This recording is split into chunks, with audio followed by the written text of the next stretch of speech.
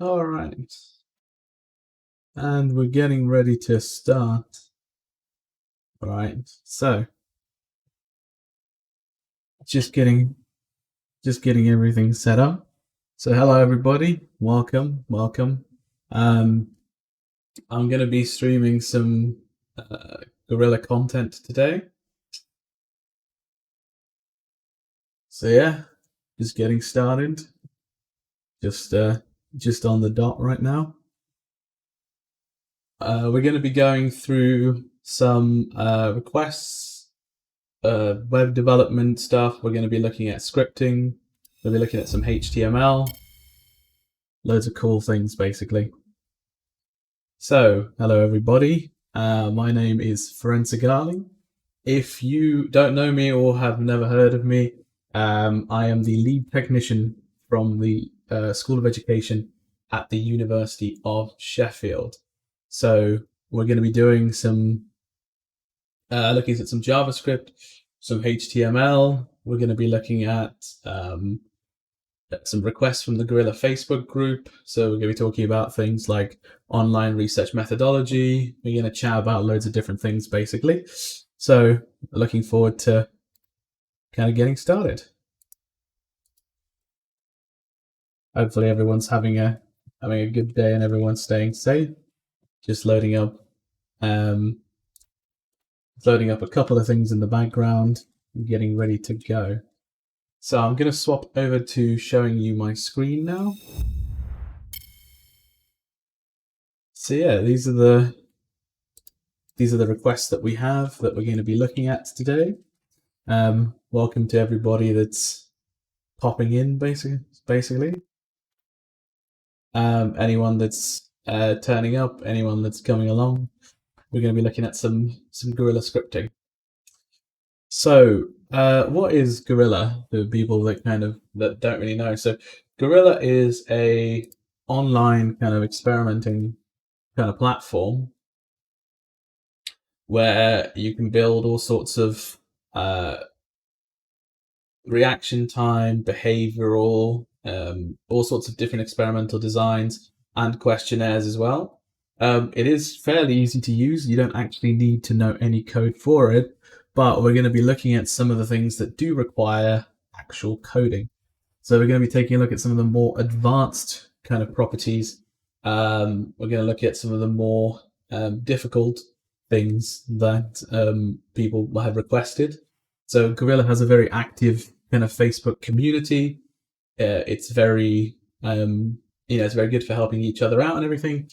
However, there's a lot of people who require a little bit more advanced functionality. They might have some questions on how to extend something, and that's kind of where we're going to step in, and we're going to try and help with a little bit of scripting, just to take things a little bit further and to try and help them move them along. So on Clubhouse, which is kind of a software development based on kind of agile thinking and software development, I've taken out all of the scripting that people might have asked for or might have requested. So, these are all the different types of things that people requested on the Guerrilla Facebook group that have, as of yet, as of earlier today, have not had any kind of answers for it. So we're going to be looking at all of these things and a little bit more, and we're going to chat about where to get started, how to kind of do advanced kind of scripting. We're going to start out kind of very simple. We'll look at some of the easier requests, and then as we build forward, we're going to look at some of the more advanced kind of requests with what we can play around with JavaScript, basically. And I'm going to look at things like how to do debugging. We're going to play around with several tools, and we're going to try and help as many people as possible. So, where do we kind of get started? Well, the first thing we need to know is we need to have an understanding, basically, of kind of how Guerrilla works, how everything kind of plays out in real time. So what we need to do is we're just going to go in, and I'm just going to make a brand new kind of test project just to show you some of the things that you can use. For example, in Chrome, how to kind of start looking at a lot of these kind of different zones and the task builder and the questionnaire builder and what we have access to. So the interface to Gorilla is actually fairly easy to use. If you've never used an experimental builder before, it's mostly drag and drop. So for people that are kind of unfamiliar with it, when you want to make a new, basically anything that's new, so I'm on my open materials page here, you can just click this little create button and you can create whatever it is that you would like to kind of create. I'm going to zoom in so everyone can see a bit easier. So I'm just going to make a new task builder task, and we're going to just look at a debugging example, basically. So we're going to see what happens when we just want to do a very simple debug, basically. So we're just going to put in a task page. And on the task page, we're just going to have some text pop up. So we're just going to use one of the templates, basically. But what I want to introduce everyone to now is the idea of hooks. So when you have APIs that are kind of publicly available, people sometimes, depending on the way the API is set up, what kind of state it's in, if it's user state or if it's like a RESTful kind of web architecture or something like that. Basically, what happens is people give you ways to communicate with the server to do things. Now, Gorilla is, as a website, of course, it has HTML, it has CSS and JavaScript. And, if I just right-click anywhere and I just go inspect, we can have a look at kind of how that plays out. So let me just make this a bit bigger. So a Gorilla kind of page is broken down into... So this is the task builder page, so slightly separate from an actual kind of preview page. But of course, it has a header. There's a number of containers where Gorilla kind of preloads content for you. The containers will contain, the actual kind of content section here. But the good thing about kind of dealing with any website is as you're building something or as you're testing or as you're debugging something, you're actually it's really easy to check in or to kind of manipulate things. So along this tab here in the inspector, so we have a number of kind of set inner tabs. So you've got like the elements bit, that's basically, all the elements for the HTML page broken down for you. You can see like the selector here. So whenever you click on something, it tells you basically the selection path to get to that kind of element. So that's kind of cool because that way we know, what we're looking for. Now, Gorilla and kind of a lot of website kind of experimental builders, survey builders, all sorts of things like that, they're designed to basically dynamically create content for you. So they'll load things up dynamically. So ahead of time, you're not going to be able to kind of name everything really easily. However, in Gorilla, every zone is basically given like a class name. So we can refer to it by classes, which I'm going to kind of show you in a little bit. We can also play around with the console. So the console is like kind of a JavaScript output that keeps track of everything that kind of Gorilla does. So, it shows you all of the calls that Gorilla's making, which is really good for us because we can write to the console. Writing to the console on any kind of web page, any kind of web design is actually really important because when you write to the console, you can use it as kind of like a way of debugging. So like in any of your browsers, you'll have some sort of dev tools. To access this in Chrome, it's quite simple because you just go on to inspect and that's where the console kind of sits. And the console is really good because we'll be using that today to look at kind of like debugging. We'll be looking at like, where we can put outputs from our script basically to see what's going on. The sources tab is actually quite good because you can explore all the things that Gorilla loads in for you. So you can explore like the pre-compiled code, the CSS, everything else that kind of comes through. And it's good because you can see this, for example, is in something called, pretty print. If I turn this off, it'll make more sense in a second when it switches. So you can see the code that kind of comes through. And it looks like a lot of gobbledygook when you start, But don't worry, like as we go through this series and stuff like that, I'm going to break down a lot of the stuff that kind of Gorilla loads in the back end as well. So we're going to look at that. The network tab's kind of all right if you want to, for example, make XHR or HTTP requests. So, for example, in my kind of automatic demo for downloading Gorilla data, I talk about HTTP requests and I talk about how to pull data from Gorilla automatically, because basically as a API, you can send requests for it and it'll send you stuff back as long as you're authenticated. Just like a web page, you can make like a HTTP request to try and get stuff from it. The network kind of page here is really good for that because you can record that and then you can look at and see what's happening. Performance is all right. We don't really need to know the performance of the web page, so it's not going to make like a huge amount of difference to us. So this tab's less useful. The memory one's okay because you can look at what's happening as it's loading up different applications of when it's loading into the memory. The stimuli, for example, and so on and so forth. And the other tabs aren't that useful at this stage. So the main ones we're going to be focusing on are the Elements tab and the kind of Console tab. Now, just really simply to show how this kind of Console tab plays out. So we have in our Gorilla page here in the Task Builder. So this is where you'd like build some experimental stuff. This is where you'd add, for example, your stimuli, your presentation of stimuli, anything else like that. This translates to like dynamically generated HTML code. So when I click on this, this obviously allows me to change in Gorilla, the text, allows me to add new text, change anything, use a spreadsheet, and so on and so forth. The good thing about this, though, is if I go into Edit Layout and I click on the zone, I can give the zone a particular name. So say, for example, I wanted to call this stimuli text zone. What that does is it actually, in the body area of the web page, will set this zone so that it has that name so we can refer to it later. So I've called it stimuli text zone, and actually, if I put this into a kind of reference, if I wanted to reference it, for example, so if I wanted to reference my zone, let's say I wanted to target it, and I'm going to kind of go through this in more detail, but I'm just showing a really quick example.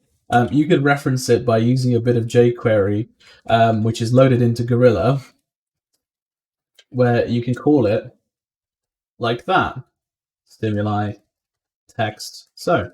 So I'll show people how this kind of works, but you can basically refer to your zone by calling its kind of class name. So what I'm going to do is I'm going to break down kind of how the HTML works from, the very kind of beginning. So we're going to start very simple. Then I'm going to show some examples of scripting, and then we're going to try and help some people by looking through some of the requests that have come through on the Gorilla Facebook group. Now, the reason I'm starting kind of very simple is I am recording this as well. So, if anyone finds it useful, they could use it as a way to learn a little bit about HTML, CSS, JavaScript, and then learn a little bit about scripting and the Gorilla API. So we're going to start really, really kind of basic. We're just going to have a look at how the HTML for a page like this is generated in kind of Gorilla's zones. So if I go onto the preview task now, I'm just going to get it to create a spreadsheet just so we can launch it. So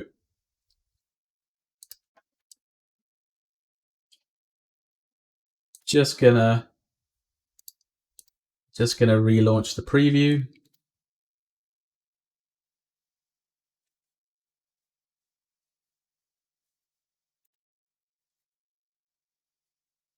All right. So I'm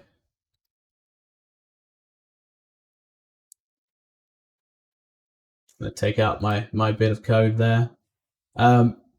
So when there is just basically erroring out on the code. So when we're looking at a page like this that's dynamically generated in Gorilla, so this is just like a standard web page, but Gorilla builds this up kind of dynamically from when you start adding zones in. So it'll take the instructions from the different zones and it'll start building it up for you. So every time you add a zone, it'll add it to the list of instructions for the things to display in the next container. So if I right click on this and I go to inspect, you'll see here that this is in a particular class Now, what this class is built up from is all the different kind of classes that Gorilla will want to use for your zone. And it's not just the name of your zone. So that's really important to look at. So if I make this a bit bigger, so this bit here, it's not just stimuli text zone. There's actually kind of several other bits to it. So there's a class of Gorilla content markdown applied. There's a Gorilla float. There's a Gorilla inject. There's a Gorilla fit text and undraggable, and the stimuli text zone. So when it's building this up, it's applying all these classes. Now, all these classes do actually have, obviously, CSS attached to them. So what is kind of CSS? So CSS is like the look and style of a web page. So it's how kind of a web page plays out in terms of like the aesthetics and where everything fits. So for example, the Gorilla content markdown class we can see here sets this max width. And actually in DevTools, you can turn this kind of on and off and you can change that. If you change anything in DevTools, by the way, it only affects it until you refresh the page, but it's a good way to kind of play around with it. So what else is on here? So you've got like the Gorilla float, for example, which puts it into that kind of center position. You've got the inject and the fit text. You've got the undraggable, and then you've got the actual class that we've given it, which is the stimuli text zone. It's got an actual data attribute, and I'm going to go into what the data attributes are very shortly. It's got draggable set to false, so that's again another attribute. And then it's got some inline style, and this is applied when it's generated, basically, and whenever you resize stuff. So if I move this down, you'll notice that the values down here change. That's because every time a Gorilla page is resized, it applies new styling. So every time you make a change to like the height and width of a page, Gorilla will add new styling, or it'll kind of adjust the styling to make everything kind of fit. So that's called kind of responsive web design. So that's how like websites can work easily for mobile. Now, if you actually look at the Gorilla frame, you can see that the frame itself only takes up obviously this center third, basically. So Gorilla is partially built on something called Bootstrap, and Bootstrap allows you to kind of define these kind of boilerplate columns where you can set things to where they appear on screen.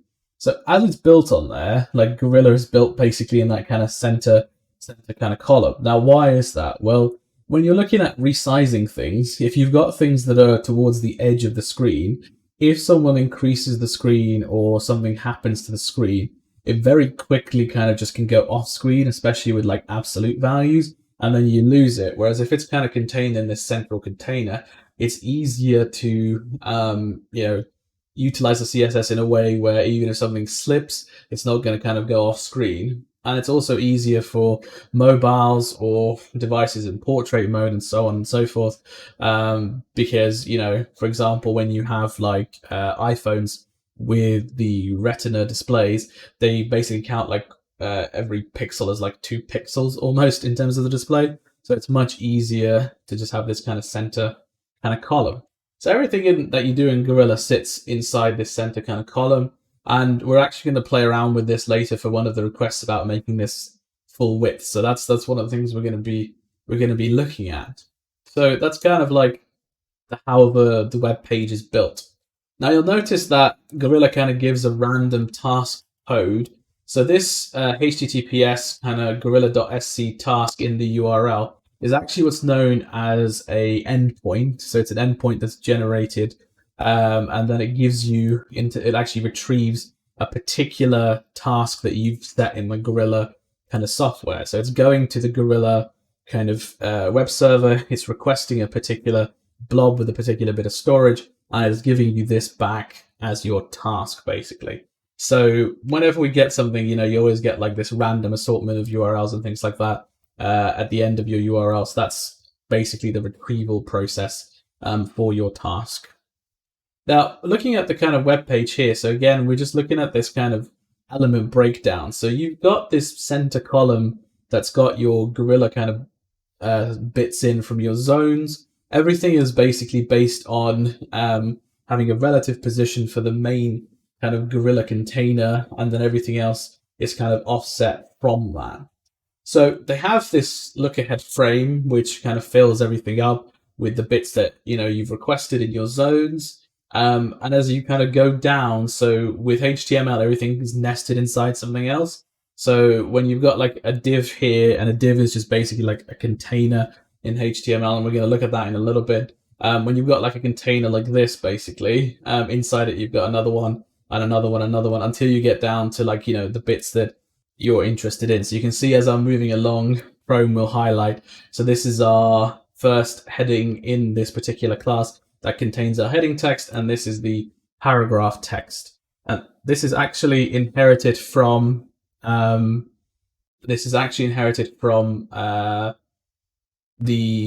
Markdown that we've got.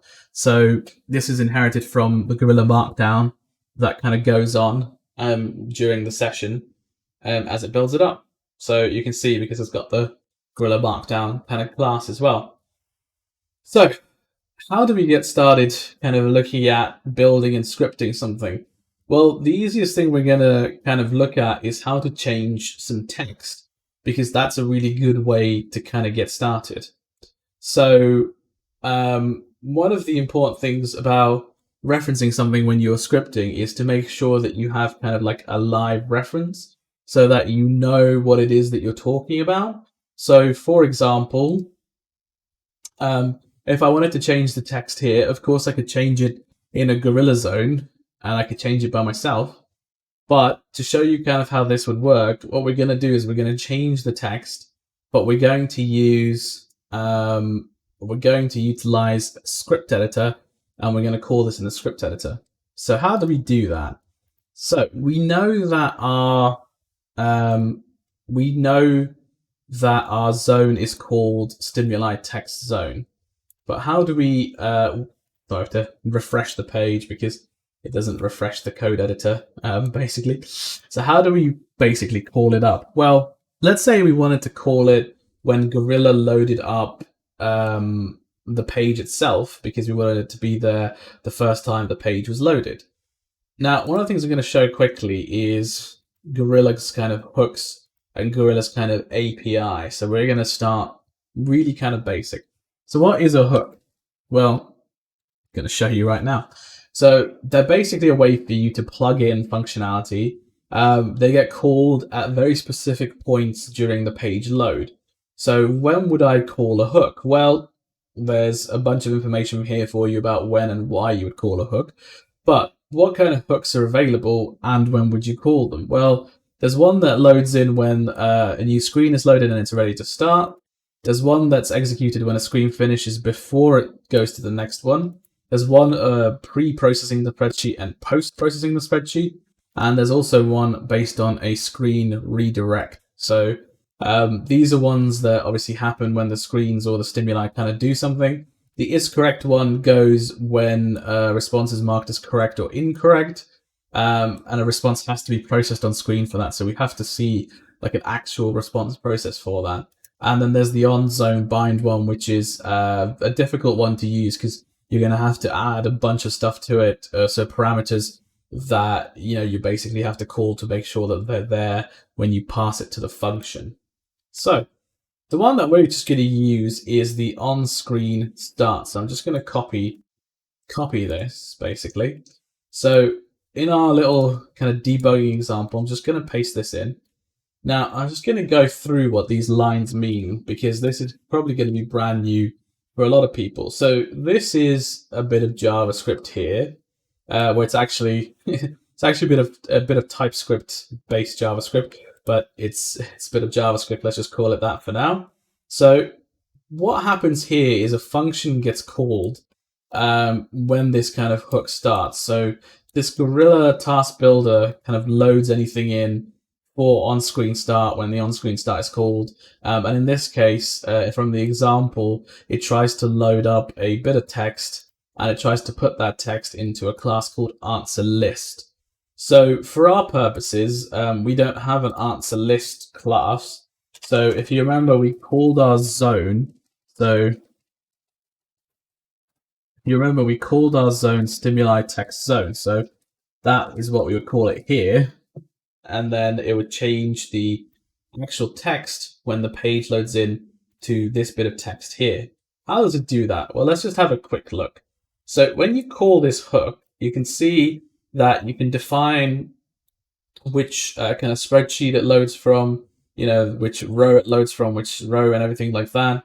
In this case, it's just going to call it every time the on-screen start is called. And the best way to do and define what kind of row or what kind of display or whatever you want to call it on is to use this row.display if statement. Now, what is an if statement? So let's just go to very, very, very basic. What are kind of conditionals and why do we use them in programming? So basically in programming, you can do a bunch of logical checks to see if something is what you think it is.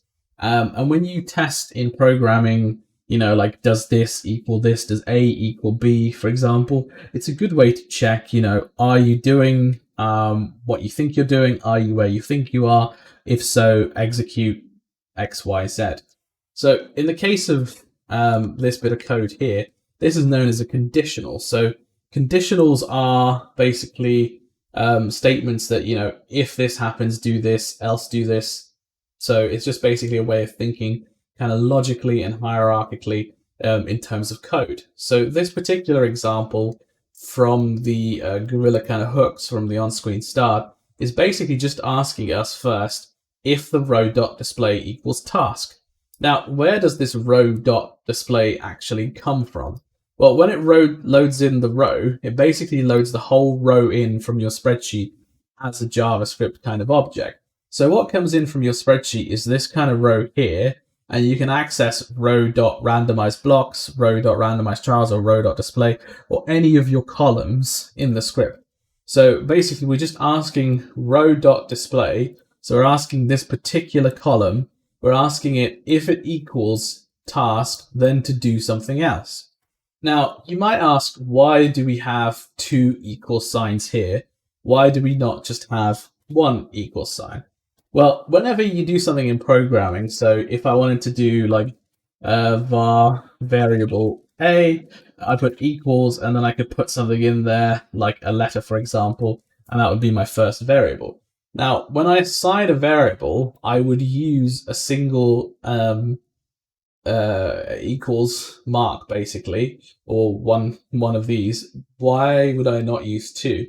Well, this encoding signifies basically you checking if it's equal to the value that you're checking. One is to set to the value that you're checking. And actually, there's another option where you have three of them, which means that it's always kind of equal to when you're checking. So it's important that you make sure that you know the difference kind of between setting a variable to a particular value and checking a variable for a particular value. So first kind of easy lesson for scripting, make sure you check the number of equals that you have, especially if you're using them in a conditional like this. So once you've checked if you're on the row display task, so once we checked if we're on this display, the next thing we want to check is the screen index. So the screen index is just a number that Gorilla gives internally for what screen it's on. So screen index of 0, and this is because JavaScript is what's known as a zero indexing kind of language. It starts counting from 0. So screen index of 0 actually means the first screen. So it doesn't mean like a screen before the first screen, and screen 1 does not equal the first screen. A screen index of 0 is the first screen. So if I added more screens here, if I added another screen, for example, this would be in JavaScript, in the way we're referring to this, basically a screen index of 1. That would be the reference to it. I'm just going to delete it because we don't need it at the moment. Now, once we've checked if we're in, row display task, we've checked if we're in the screen index. The next thing that we're checking is basically, once we're in here, what do we want to do? So in this example, which I just pulled from the support page from Gorilla, the next thing that they do is they just set a variable called HTML to show to this piece of text here. Now, I've changed the class, so this bit here, the reference, to reference the zone that I've made. So if I look on here, and if I go to the layout, that's the name of the zone that I've got. That's the class that kind of Gorilla will set it to. So what I'm going to tell Gorilla to do is, if we're on the row display task, so that's this basically, because we called it task, and it's this kind of value from this row that's coming up. Then if it's the first screen, I want it to change the text of our zone to this piece of text basically. And how do we do that? Well, first we need to define the piece of text that we want, which is here. And you'll notice there's a semicolon at the end of the line. So when you're not using things like these conditionals here, for example, when you're wrapping things in brackets, what you normally have to do in JavaScript so that it knows that it's reached the end of the line is to put a semicolon so that it knows that that bit's kind of done and it's ready to process and compile. The next one here is another line of code where it looks for the container and our class. Now, this container, I'm going to show you a little bit more very shortly, but that container is like what's contained on your kind of current page. Now, this is important because if we didn't have the container, so if we just loaded in just stimuli text zone like that, it could affect every single iteration that Gorilla might be preloading for us. So we need to have that container in. Now, you'll notice I've got container plus and then this. So container is a value that's already kind of defined for us that we can access, so we don't need to find it. We just call it container. The plus does something known as concatenation. Now, what is concatenation? Well, it's basically just adding strings together.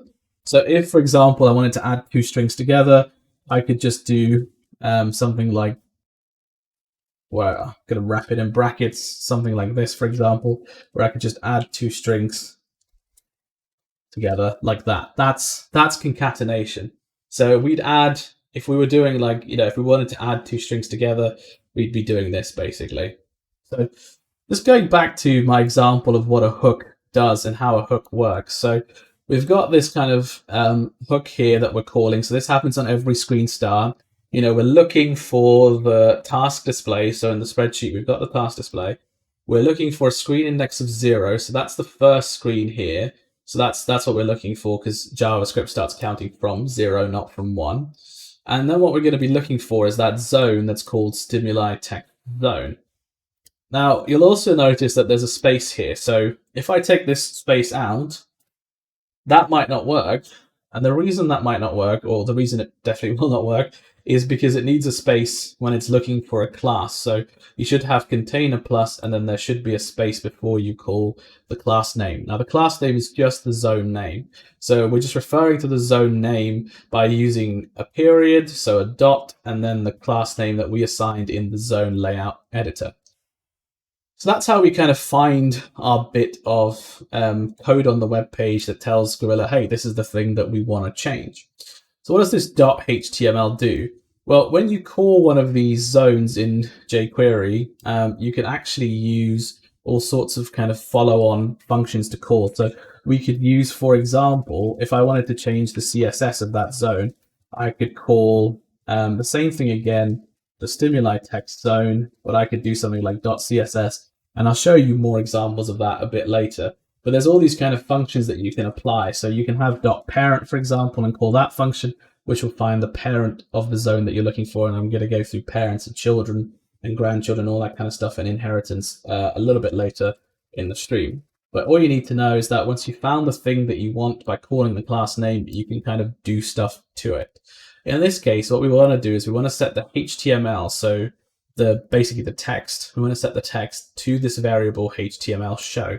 And you can see when I highlight it, it highlights the variable for me so I can see where it's set. So now, when we run this, I'm just going to turn to the console. So again, for people that might be joining us now, this console is kind of like at the bottom of Chrome for me, but it can appear either to the side or wherever when you set it up. Console is a really good way to look at debugging because it'll give you errors about your JavaScript or anything not loading live, basically. So now when I preview the task and I press launch, it's given us our new text. You see it's slightly off center, so it's not where the slightly off center, so it's not where the regular kind of display was for this zone. So actually we should force a kind of resize to get it to move. So we should call like a refresh of the layout to get it to move to the place where we want it, because it's not there, because Gorilla's done this after the page is loaded and after all the CSS is loaded. However, if I click on here, you'll notice that, yep, we've got our stimuli text zone class for it, and that's the bit of HTML that basically tells kind of Gorilla, hey, this is the thing that you've made that I want to reference, and that's where we've changed the text basically. So that's like a really simple scripting example.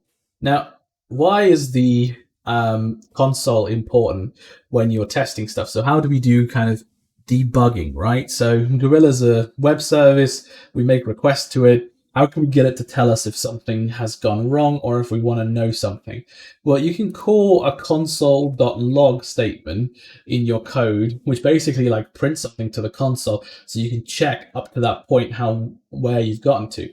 Remember, in this sense, coding is very kind of linear and hierarchical. So it'll execute this, then it'll execute this, and so on and so forth. So in between here, if we wanted to see, you know, hey, what's going on?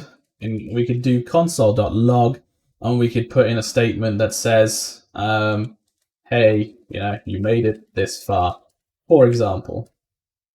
Now, when I run the preview and I look in the console, you'll see there's my statement. So I'm just going to move this up. There's my statement. You can see it. It's good because you can use that for debugging. So like if something has gone wrong and you don't know what's gone wrong, console's the best place to look, because you can just call like any of your variables in there. So say you wanted to look at, you know, HTML to show, for example. If you were going to call it would tell you, there you go. It's given us the HTML to show there. So that's really useful for us, basically. So what can we do now that we've got this and we can grab our zone and we can tell our zone to do stuff, basically? Well, not only can we change it, we can amend it on kind of each display. So say we had more than one version of this task. So for example, let's say we had multiple screens where this text was going to change. So if I add just another zone, for example, and let's say I wanted something different on screen 2, which is screen index of 1, what I could do is I could just copy my kind of conditional statement here and just add another if statement, change the screen index, and then it will only affect the next kind of screen. So what if I wanted to say something different here? Well, the first thing I need to do is give this a name. So let's call this stimuli text zone 2, for example. And then in the script, what we can do to refer to it, so this is our first page here, so screen index of 0. Second page, screen index of 1. Here we'd refer to stimuli text zone 2. So let's say we wanted something different to appear on the second screen. You know, we might do something like, hello, you are on the second screen, for example. Now when we preview it and when we launch it, there you go, second screen. So that's just a really simple intro into how to use the script editor, what kind of a hook looks like, how you can use a hook by defining, you know, particular areas in your spreadsheet. Say, for example, if you want it to be on a particular row or a particular screen. So where can we take this? Well, what I'm going to look at now is I'm going to look at changing some of the CSS, some of the background colors, some of the zone colors, and I'm going to take you through a little bit more of an advanced example before we start doing some kind of community requests. So I'm just going to go to the one of the examples that I've built on my Gorilla Open Materials page, which is about changing the kind of colors of zones. And we're going to look at a couple of others like the progress bar and making the task screen kind of scrollable, just to look at kind of slightly more and more advanced CSS, basically. So we're going to kind of build up to it. So in my changing the colors of zones, let's just go on edit so we can see this. So each of these zones that I've set up in Gorilla has a name, for example, like zone 1, zone 2, and so on and so forth. In my other screens as well, same thing happens. Zone 1, zone 2, response button 1, and so on and so forth. And same for my final screen where I've got all of these zones set up, basically. They all have kind of names for them. So I just show zone names. There you go. You can see all the zone names and what I'd refer to them as. Yeah. So on the scripting tab, what we can do is look at all the different kinds of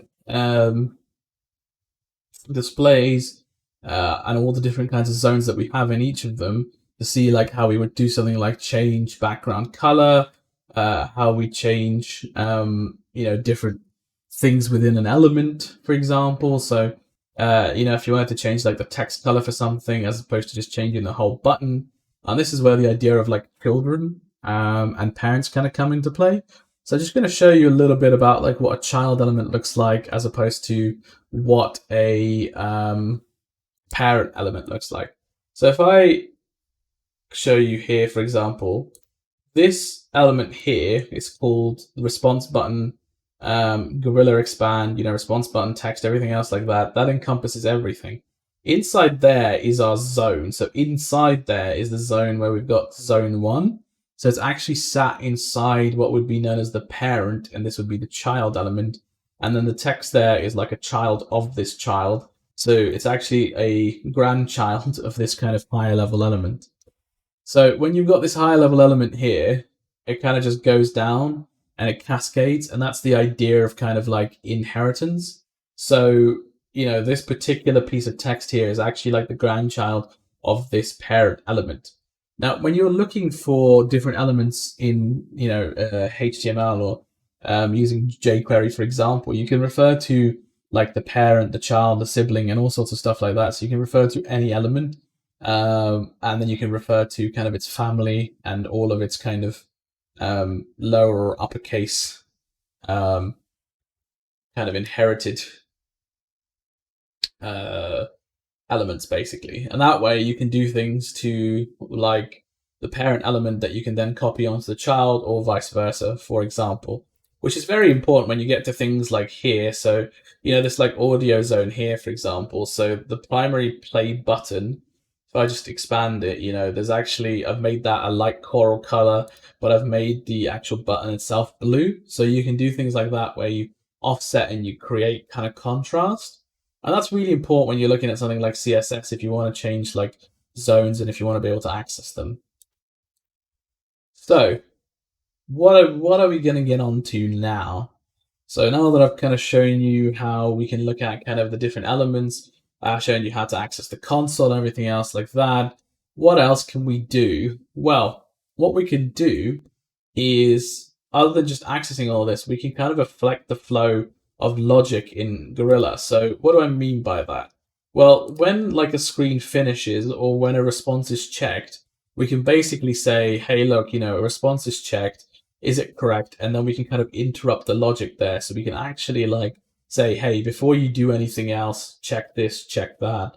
We can do the same thing when a screen is finished and every time a screen is kind of redirected. So why is this important? Well, when we're going to be looking at kind of doing the Gorilla community requests, it's important that we think about not just the things that we want to affect on screen, but the logic that we want to affect on screen as well. So it's important that we think about both kind of the logical process that plays out in Gorilla as you're kind of working through everything, but also like the exact zones that we want to affect. So I'm just going to go on the community requests and let's just pick a simple request that I copied from the Facebook. So someone said that they wanted 2 answers per trial. So they wanted more than one kind of active zone response. So they're looking for an RSVP, attention or blink task. We'd like to require 2 answers per trial or row in the spreadsheet. They're pretty new at scripting, so that each row in the spreadsheet, there are 2 or more answers or key presses obtained. And if not, a screen that pops up to ask 1 or more responses. So immediately, as a kind of developer, I could already tell the screen that pops up, that would be an alert. So that'd be a JavaScript alert. And then it advances to the next trial if it's got them. So this bit's the bit that's going to be the logic bit. This bit's the bit that's going to be kind of the alert that pops up. But how do we do something, like this, where we ask from 2 or more kind of key presses?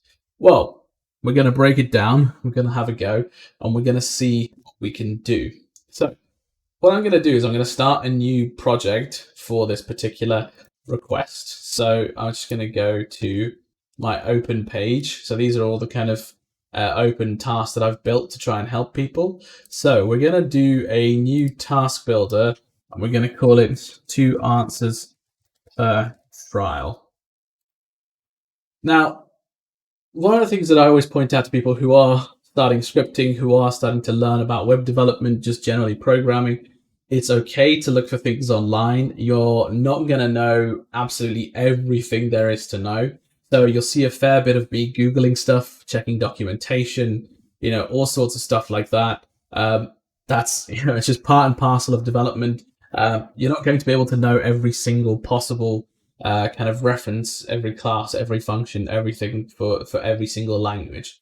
So yeah, when we get stuck, we'll Google a little bit. So the first thing we're going to do is we're going to create a task where we're going to have more than one kind of key press or more than one kind of key response. So we're just going to call it task. We're going to make our life really simple. And in here, we're going to put a blank page. So this particular request was asking for an attentional blink task.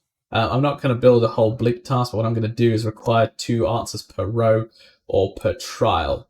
Now, how are we going to get this? Well, first of all, let's see what Gorilla does normally, because you have to understand what it does every single time from like start to finish in terms of normal logic when it's looking for an active response before you can add like a secondary response. So what we're going to do is we're going to add a new zone. Let's just make a text zone. In the text zone, we're going to add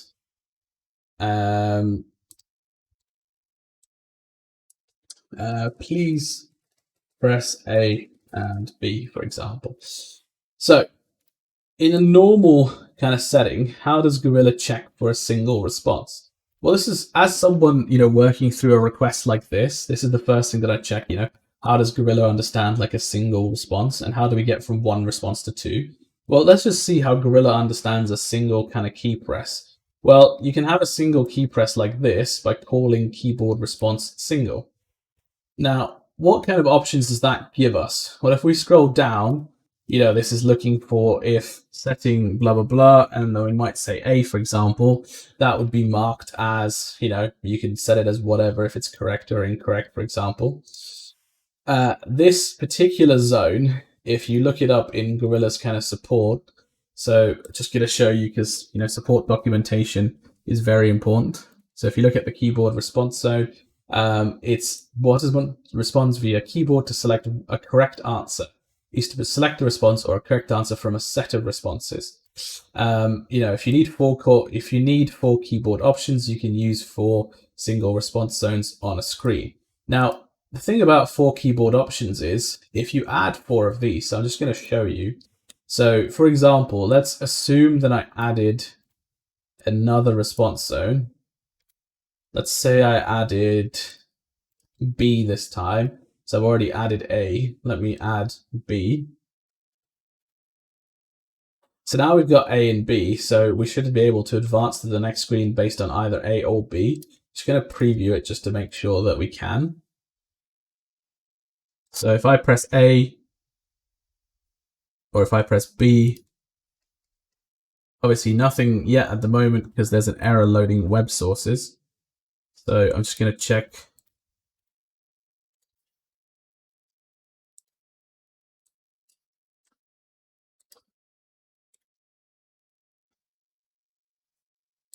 So yeah, it's not loading up at the moment because we're trying to do 2 of these at once. Now, if I remove one of these, for example, so let me go to edit layout. Let me just remove one of these and I launch it. You'll see we still get the same error down here, the error loading web audio sources. So why am I showing you this? It's not because I've got 1 or 2 zones. The answer is because I haven't set this setting down here for that must be set manually. So why am I showing you this really quickly? So the reason I'm showing you this is because the console will tell you if there's an error, and it's really good because it'll tell you if there's an error and you forgot to do something, basically. So I always use it as a bit of a, as a bit of a catch-all. So if A is pressed, let's record it as A, and if B is pressed, let's record it as B.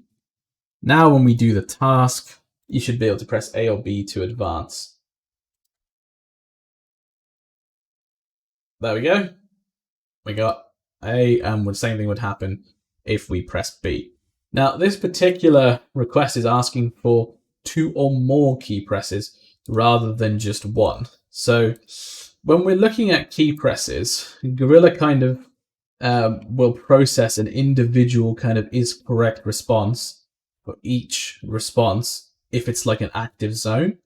So one of the ways that we could potentially affect the logic is looking at that is correct response. And another one is to look at the redirect response, because obviously as soon as it's processed this, it wants to move on to the next screen, and we can basically, if we wanted to, it's not the most efficient way, but we could tell it to stay on this screen.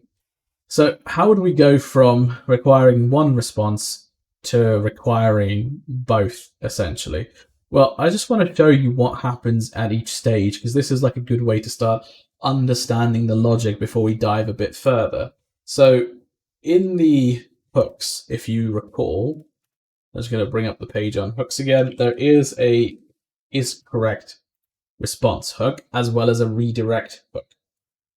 So the redirect hook, as one of the parameters that get passed to the redirect hook, is actually something like whether or not you timed out, whether it was correct, but it's also the actual response as well. So I'm just going to put this, just going to copy this.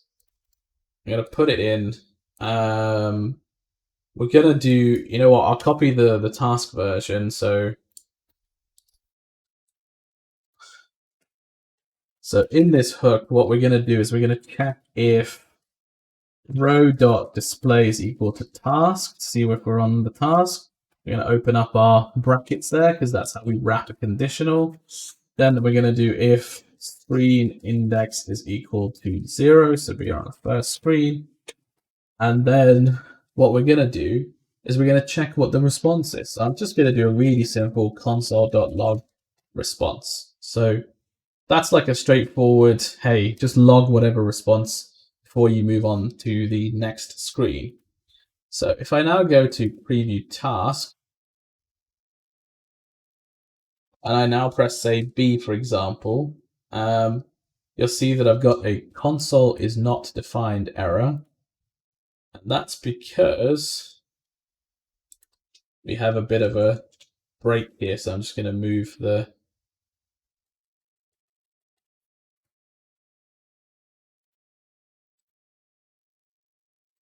there we go.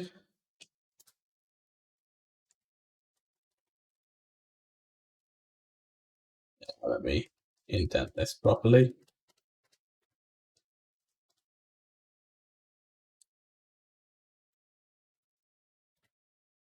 Do you know what? We'll just log it on all screens, basically.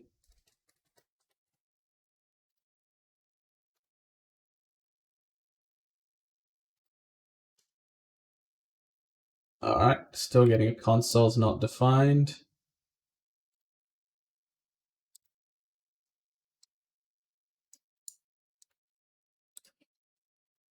It's because we're not returning anything, I think.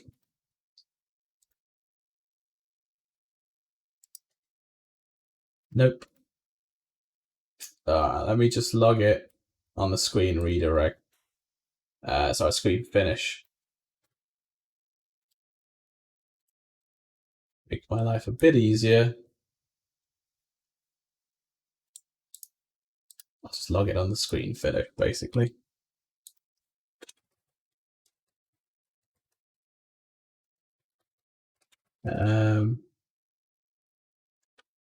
That won't collect the response, so that won't work. Let me just save my task and then re-enter the editor, basically. There we go.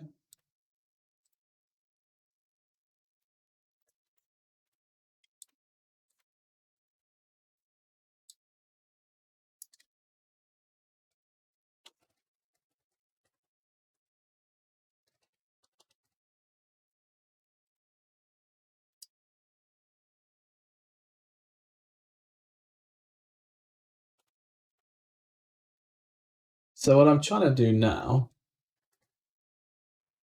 is I'm just really quickly just testing the console to make sure that, nope, we're getting an error now. It's having trouble finding the, so this is a compiler error, so this can happen occasionally.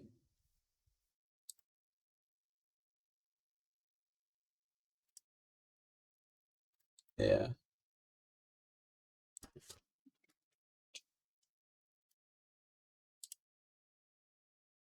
Didn't realize that I put console with an uppercase. See, little silly things. Little silly things knock you out like that. But yeah, so we're having a little bit of a compiler error because it couldn't find uppercase console because it doesn't exist. Happens when you get in a bit of a tizzy, basically. So let me just do a screen redirect, and let me just log the response from the console to the console, sorry, so that we can see what the response is, and see what people have pressed, basically. So just take this out. Well, you know what? We'll leave it in. Actually, I'm only going to log the response. So now you can see, if you see I'm indenting, the reason I'm indenting is just to make the code more kind of readable and easier when you're reading it. So yeah, there we go. So this way we can tell what they pressed at the end of the screen, basically. So yeah, our first kind of command came up. And now if I press A or B, we've got A to come through as a lowercase. So we know that it's going to be coming through. So responses are going to be coming through kind of lowercase, basically. Now, response is basically just an just basically a variable that has. Okay, I have to reload the web page. So response is basically just like a variable that's coming through. So with JavaScript, for example, you can refer to a length kind of property to find out how many characters are in a string, basically. So we can, for example, refer to response. So you can log, if we wanted to, the response, and then we could look at its length. I already know that the response length is going to be 1, which is actually the thing that we're going to check against. Because if we check against the response length, we can see if there's more than one response, because each character will be a single kind of response. So each character will add up to 1 or add +1 to our length. So if I do this now and I run this now, and I press A, you see we've got a response length of 1. So we know that we only have the one kind of response. So what does on-screen redirect do? So on-screen redirect is a hook that's called when Gorilla is deciding which spreadsheet or row to move on to next. You could use this to go to a different display, or based on their responses, changing the flow of the task. So it provides you with a response, the most recent response, the one that caused the screen to end, correct, or whether the response was marked as correct, timeout, and so on and so forth. So what we could do, so there's a number of ways that we can approach this, basically. Let me just adjust my chair for a second. Let me just resit, make it a bit easier. So we can, the couple of things that we can do. So we can either ask Gorilla, when it's trying to redirect, to only redirect if there's 2 or more responses. So that's kind of one way of doing it. And we can do that by actually making a new response element that we are then going to save. Now, because the person was asking about an attentional blink task, I'm assuming that they're caring about, the reaction times for each of the responses, basically. Although I don't think it's probably going to be very fair if people enter 1 or 2 responses, but, still going to try and log it, basically. So one of the ways we could do this is to do it through embedded data. So how could we do this through embedded data? Well, let's just have a little bit of a plan before we kind of launch into it.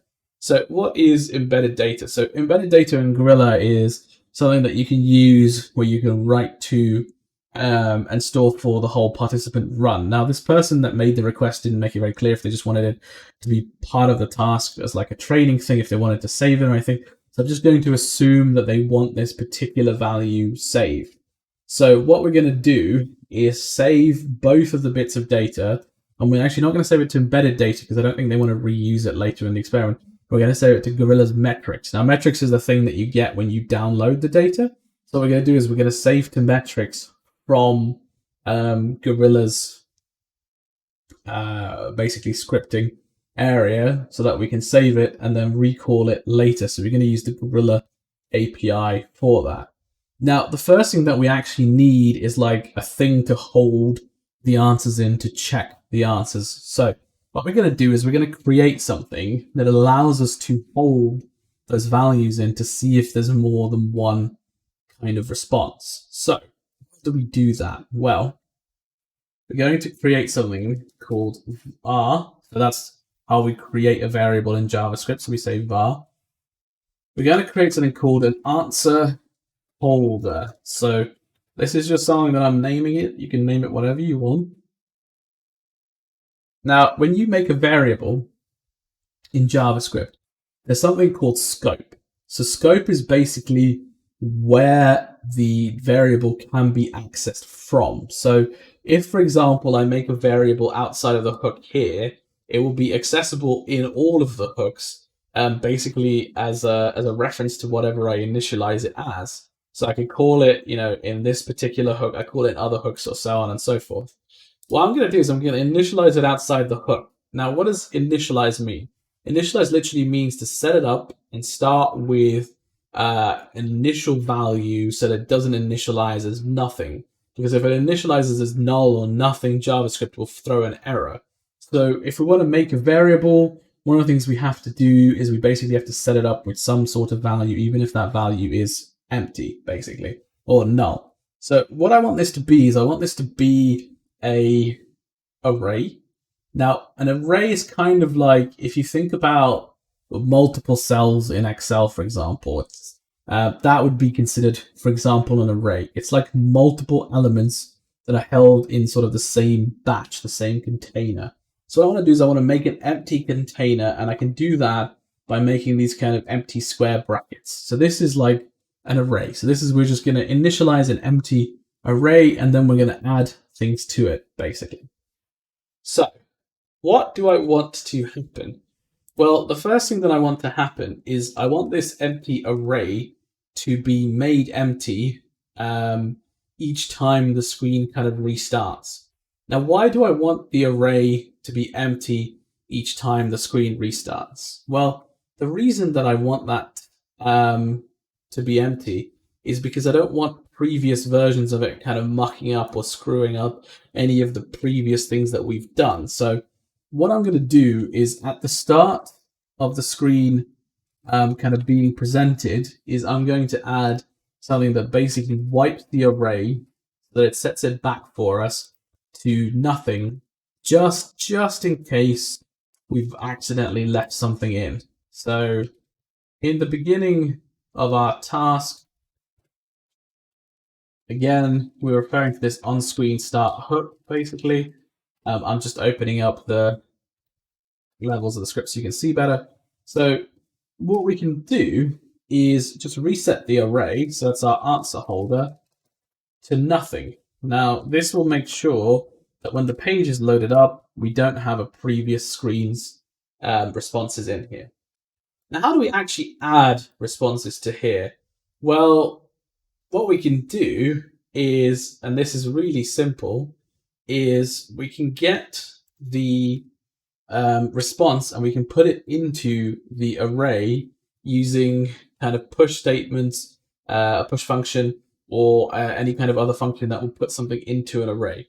Now, how do I know where these functions come from? How would I find information about what a JavaScript array is, all that kind of stuff? When you look online and you Google it, you'll be met with thousands of results. So how do you know kind of where to start?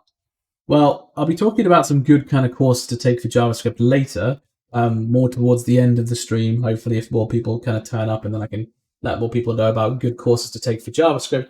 But for now, I'm just going to refer to the W3 schools page. So W3 is kind of involved, it's kind of an offshoot from the kind of whole development of the web and web standards. And it's basically like one of the main authority kind of references for JavaScript, HTML, CSS, loads of other things as well, including SQL, Python, Bootstrap, and so on.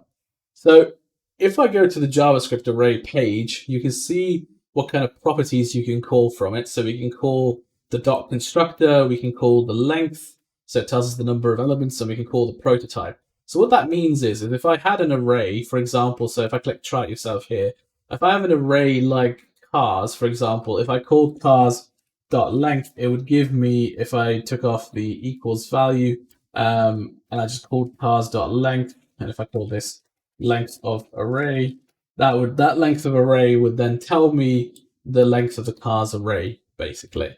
So that's like how property works. So property is something that you can access.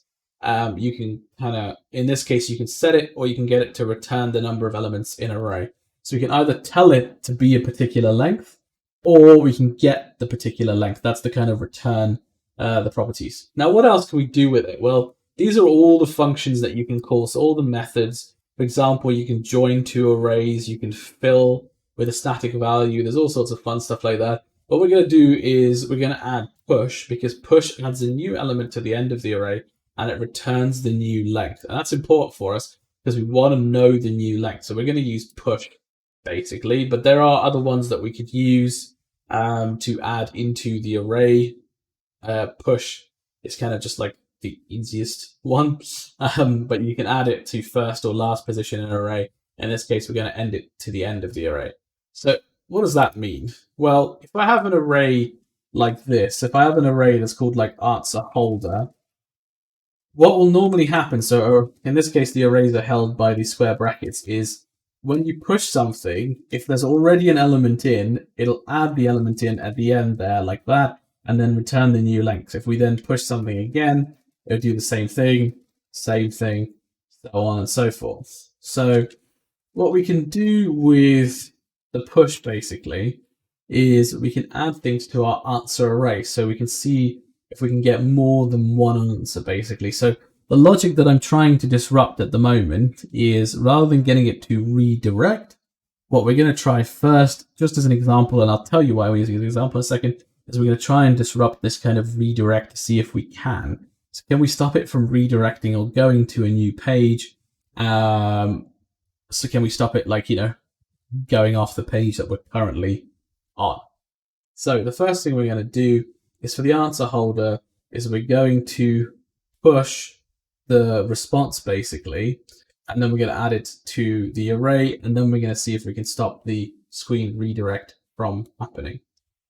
So how do we do this? Well, just to show you how a push function works and how the W3 works, if you click on any of these, they'll tell you, because you could just see, you basically call the array and you just call the function or the method, and then you send in the parameter that you want. So for us, what that means is, if we just called answer holder like this, and we called push, and then in that push we put into the response, that will add our response to the array. Of course, this doesn't stop it from kind of going on to another screen.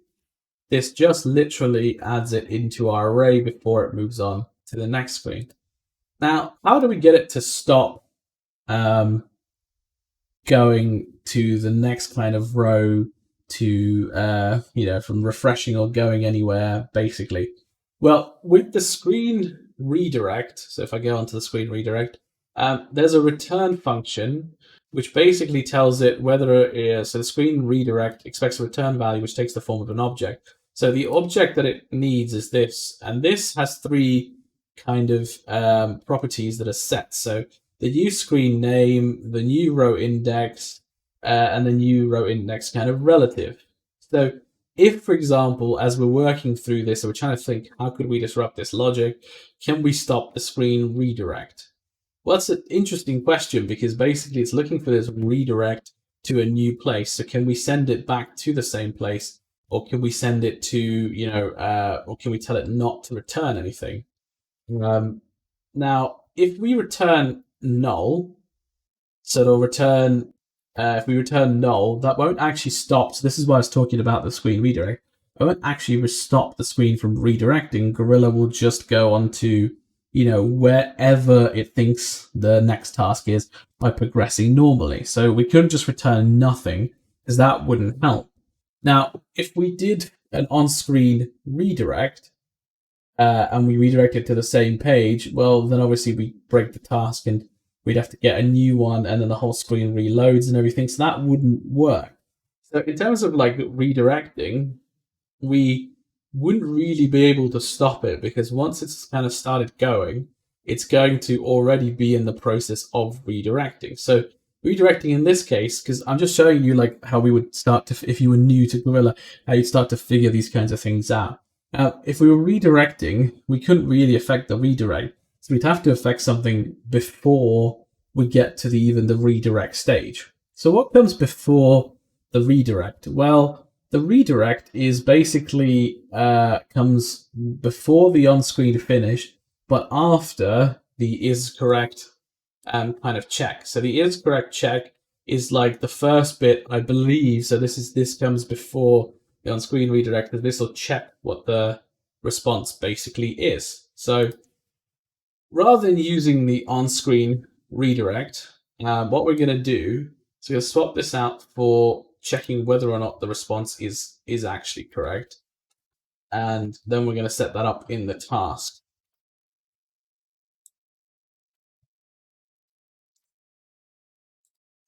Now, when we check the is correct function, we're not going to be able to disable it from kind of moving on and being able to to stop the kind of the next kind of redirect that's coming up. So what we need to do is we're going to need to do something after this as well to be able to stop it from kind of developing and going onwards. Well, that's what we're going to look at in a second. So the is correct one. So if this was your next line of thinking, so I'm just taking you through kind of the logical development before I just start going off and breaking everything down. So if we were thinking about the is correct one, okay, well, let's just think this through. Would is correct work? Well, again, it'd probably be difficult to make the is correct work, because after it checks if it's correct, it will then move on once it knows whether or not it's incorrect. So if we scroll down here, if we check, the answer against something like a response value, it's just going to move on, right? It's either going to be correct or it's going to be incorrect. But there's one little thing that we can change to use either the on-screen redirect hook or to use the is correct hook, and that's this advanced setting here. So if we were just looking at the regular settings, we couldn't use either of those hooks because they wouldn't affect the natural flow of logic in Gorilla. How could we affect the flow of logic? Well, in the advanced settings here, there's choose unlimited or do not allow unlimited. Now, if we turn choose unlimited on, so let me just set choose unlimited on for both of these. So now if I preview the task, there should be no errors. Now, if I press A or press B, you see I can't actually move off the screen because there's nothing to move me to the next page. So how would we check if we have two responses? Well, this is where our array comes in, and this is where the kind of screen running and the screen logic will come in.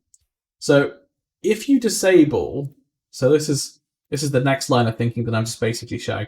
If, for example, we disabled, this unlimited or do not allow limited, it disables advance on correct response, and it actually, I think in this case, it won't check for the correct response. So if you tested this next bit now, when you try to do like an is correct hook, it wouldn't actually, I believe, I don't know off the top of my head, but it wouldn't actually check to see if the response is correct. I don't know if it just disables the advance, but let's check. Let's check so we can confirm. So this is always a good thing to do. So on the is correct one, let's just see if it actually checks for the correct response. If it doesn't, which I don't think it does, I'm just showing you how this might work.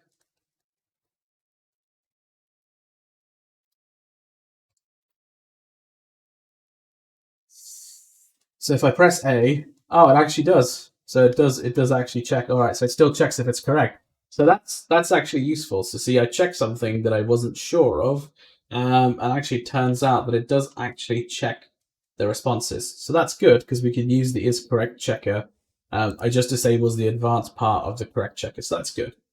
So how can we use this to our advantage now? Well, what we can do is on the is correct checker, we can push to our answer holder the response. So that'll add it to our array. So what that means is each time we get a response, it gets pushed to the array. Now, obviously, we want to put in a number for the total number of responses and everything else like that. But let's just check and make sure that our answer holder does actually do what we think it does. So, I'm doing this from the perspective of someone who's just trying this for the first time, and they're kind of debugging as they go. So if I press A, you'll see that it's creating, it's not, apologies, it's not Hue, but it's creating this extra element and adding it to the end each time to our answer holder. So this is our array, and it's getting bigger every time I press a key. So in this case, like we started off with 1, and then we went all the way to 13 answers.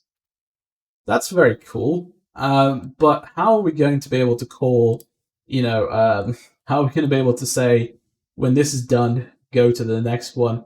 How can we define like a total number of answers and so on and so forth? Well, let's just try and set that up. So I'm going to assume, first of all, is that people will probably want to define their answers for each row, probably in the rows. So the actual request wasn't very clear. But for each row in the spreadsheet, they want 2 or more kind of answers or key presses. So they didn't really specify, but I'm just going to go out on a limb and say that they're going to want more than one type of answer. So they're not going to want like, A and B every single time, for example. So what can we do then? Okay, very simple. What we can do is we can add it to our spreadsheet and we can then call it. So I'm just going to download the spreadsheet quickly. I'm going to show you how to do this.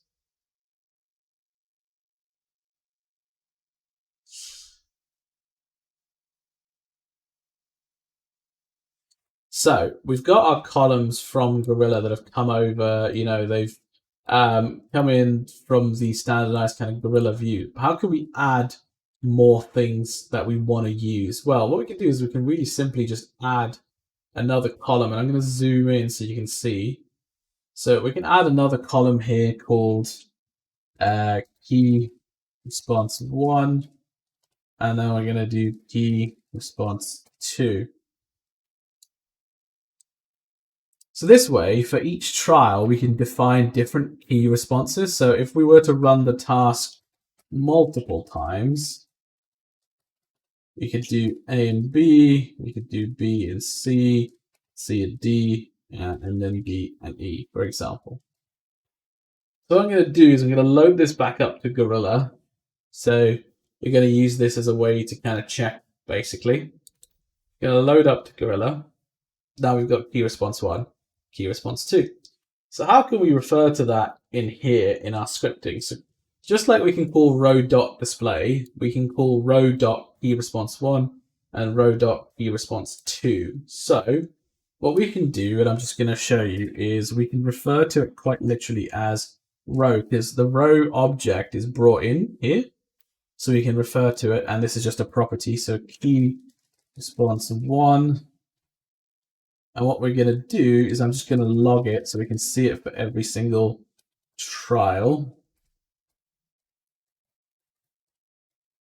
Key response 2, and then add in our semicolon. So what I'm going to do now is I'm going to add in a quick button for me to be able to go to the next page, so that we do actually have something to be able to go to be able to kind of put, carry on. So I'm just going to add a continue button.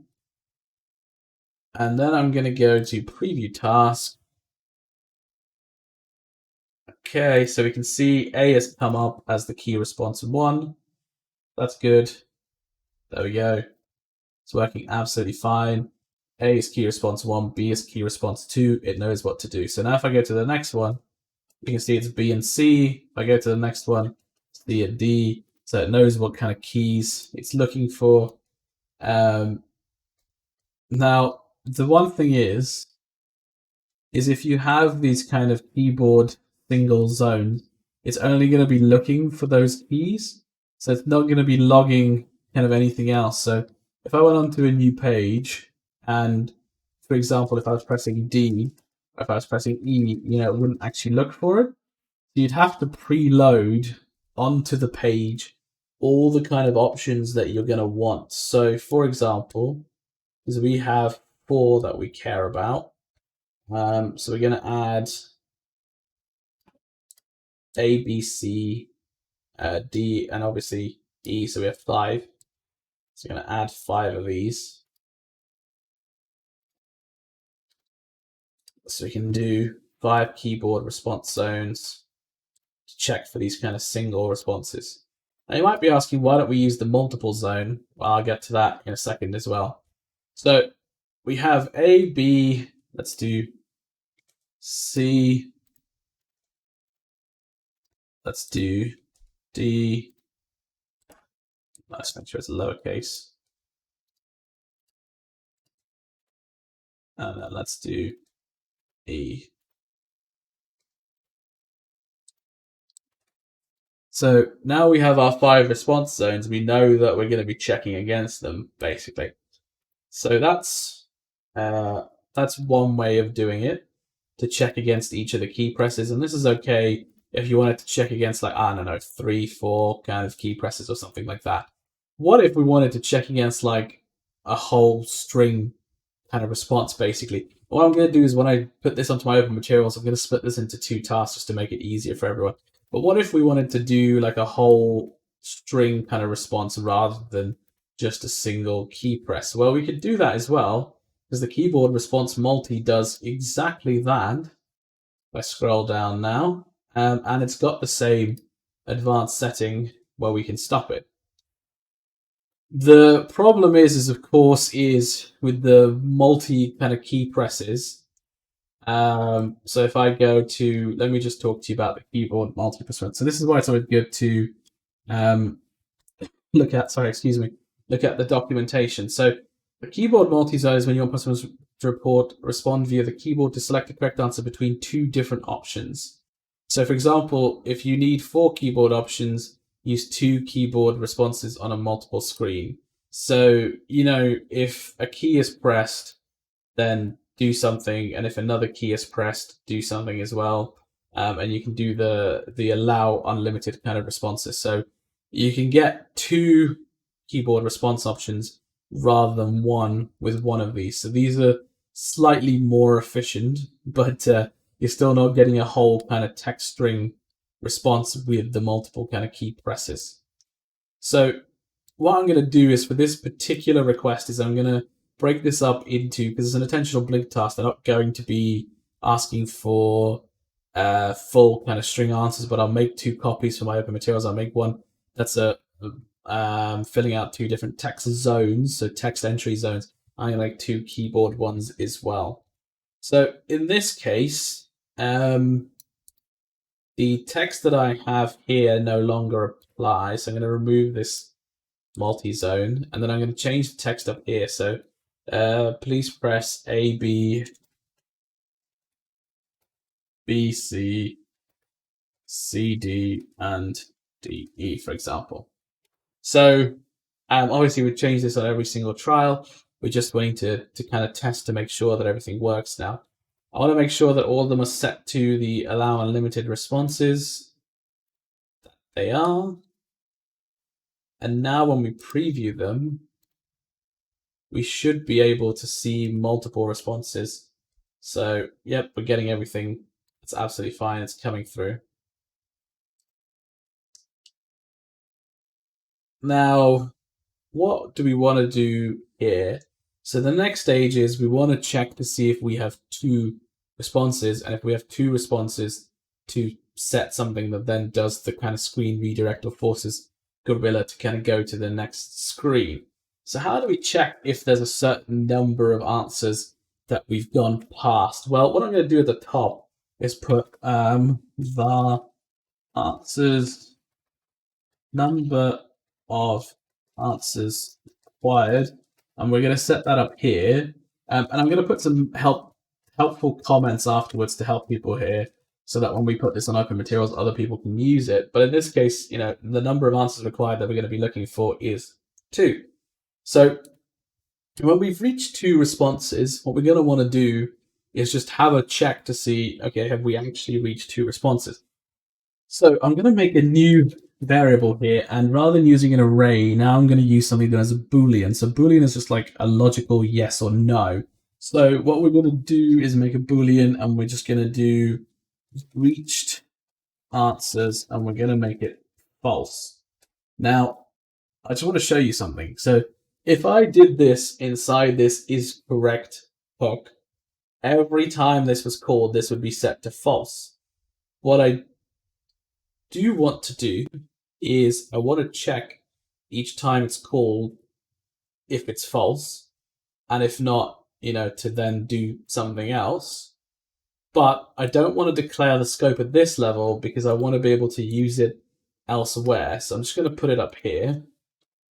So it's going to go here, and then I'm going to give some text later for it. So what we're going to do is if, and then we're going to make some brackets. That's our conditional.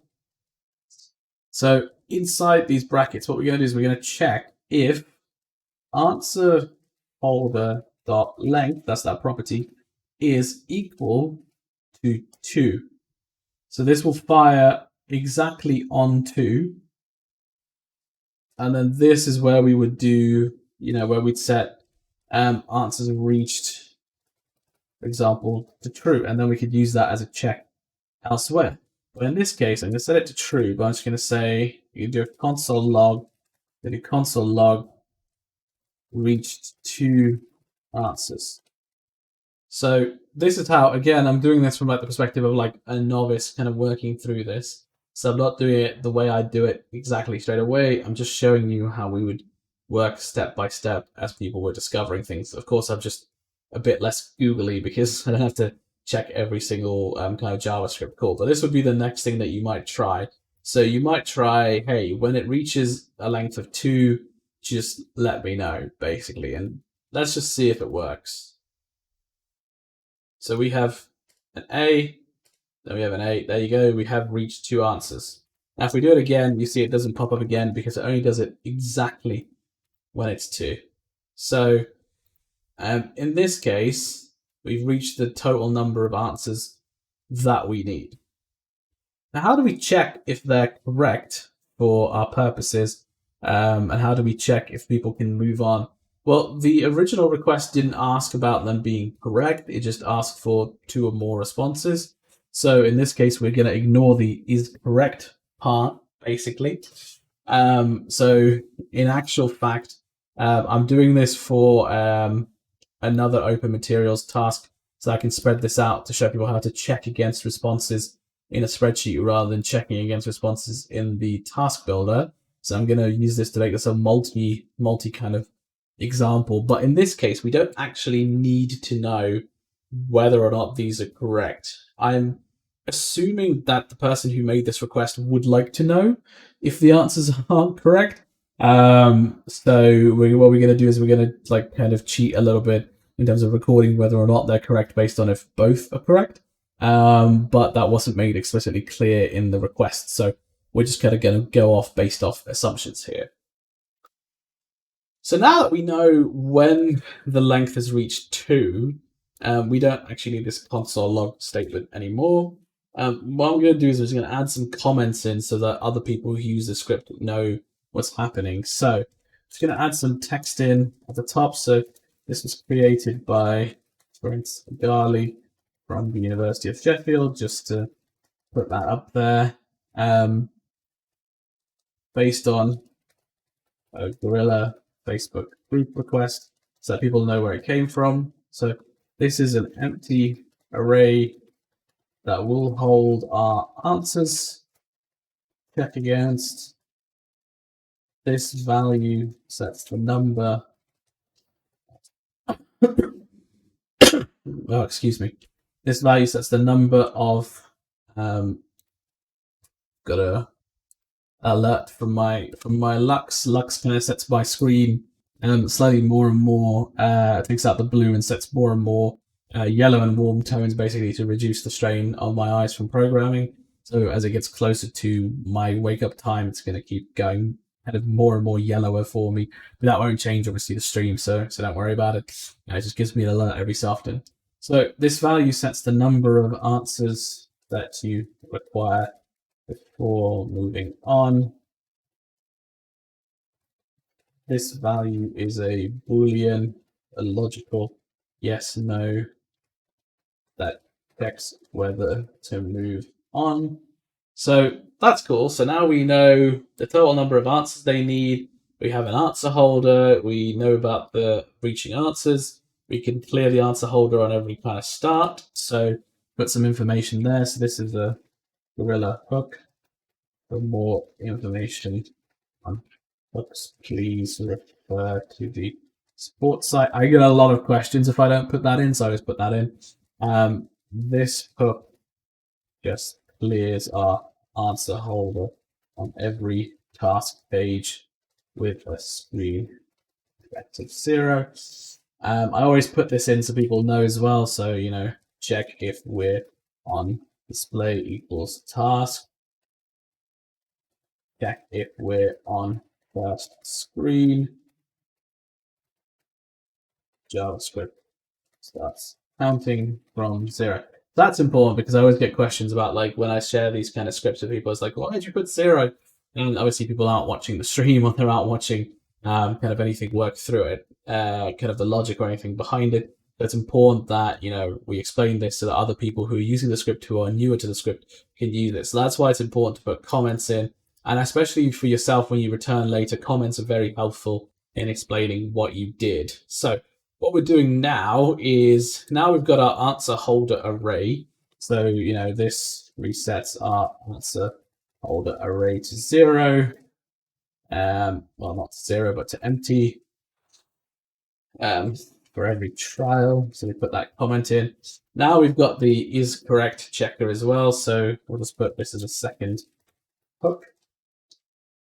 So now, obviously, whenever we reach 2 answers, we then have the answers reached equals true.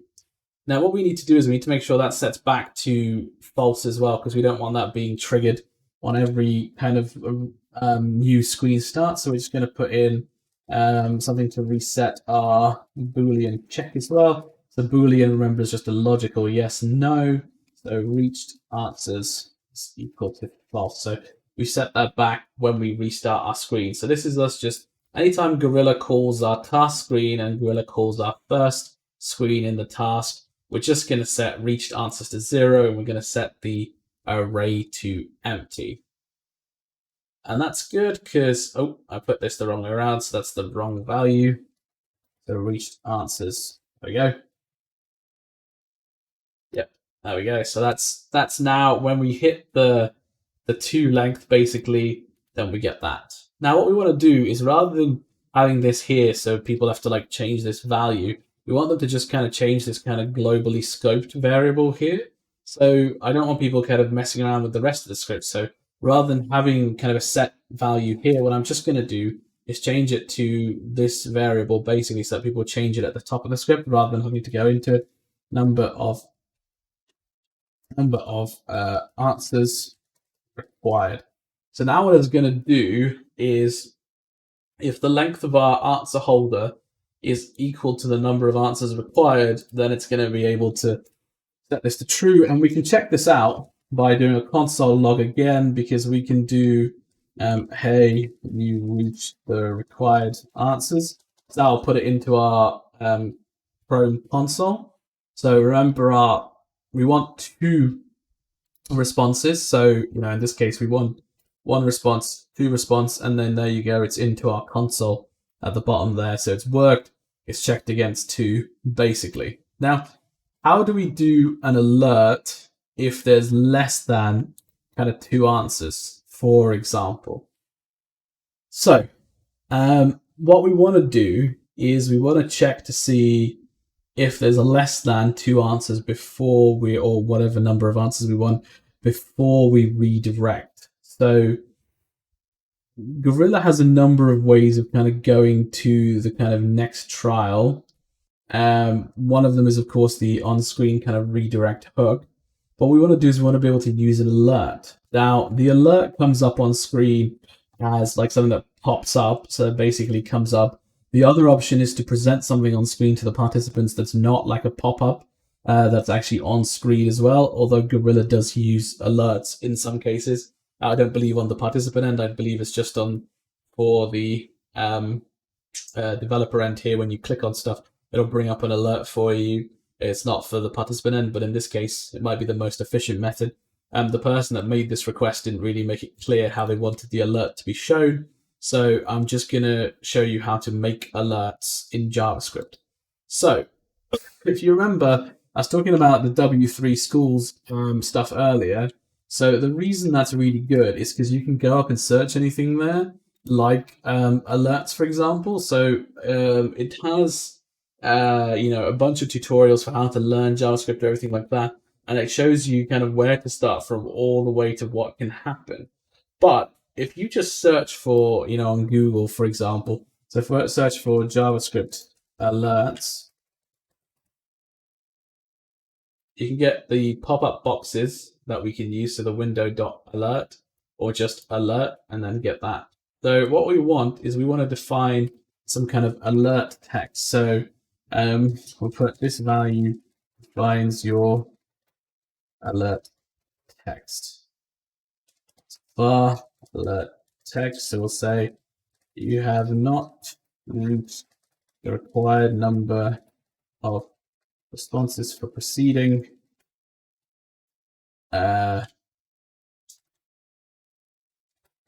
Please enter another response.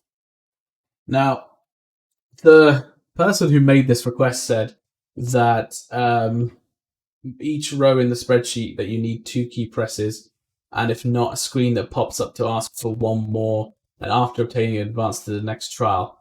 Well, there's a bit of disruption here if you think about it. So if I was a participant and I had just done my first key press and I was just about to do my second key press, I wouldn't want an alert to pop up. So I'm going to put this alert in, but I'm going to put it in as a kind of comma, basically. The comment, sorry. The reason I'm going to do this is I don't think this person particularly wants the alert to come up, because like in the attentional blink task, I'm assuming they're just pressing a button generally to get to the next one. So in this case, I doubt they want an alert. What they want is they just want to wait for 2 key presses. So what I'm going to do is I'm just going to make an assumption here, and I'll check in with the person when I release this on open materials, but I'm just going to put the alert that I'm going to put in basically a commented value. So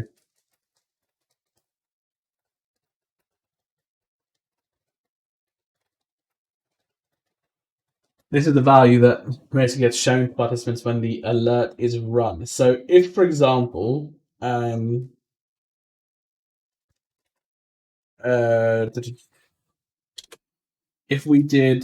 if answer, and I'll show you why this is disruptive. So if we did answer holder length is less than number of answers required, and then we did an alert and we did alert text, for example, I'll show you why this is disruptive as a participant, right?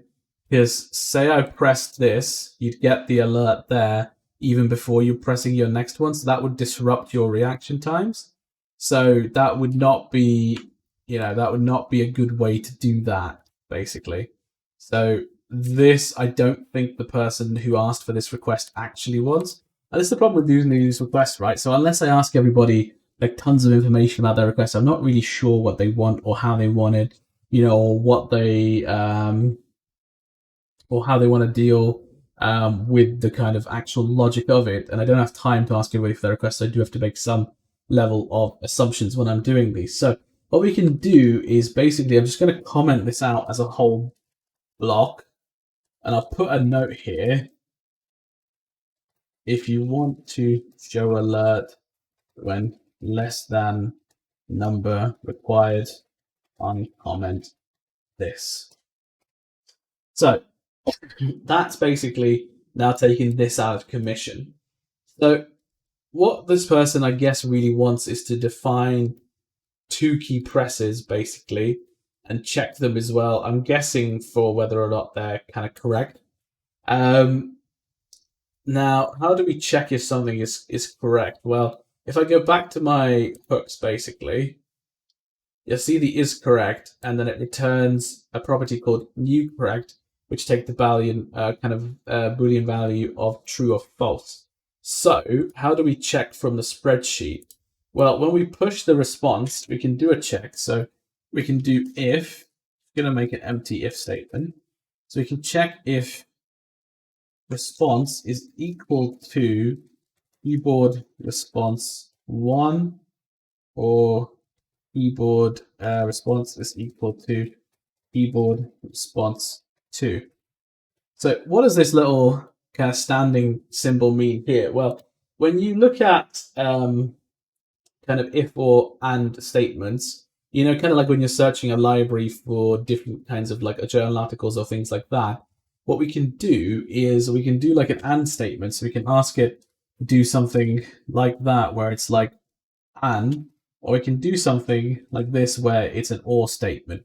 So basically, if I had an and statement like this, so we use the ampersand, what it would look like is the response would have to equal both of the keyboard responses at once for it to do the if statement. In this case, I'm not interested in that. What I am interested in is to do like an or statement. So if it's equal to this or this, then it should return the kind of new and correct that it expects. So what do we need to return? Well, it says here we need to return an object when we return it like so.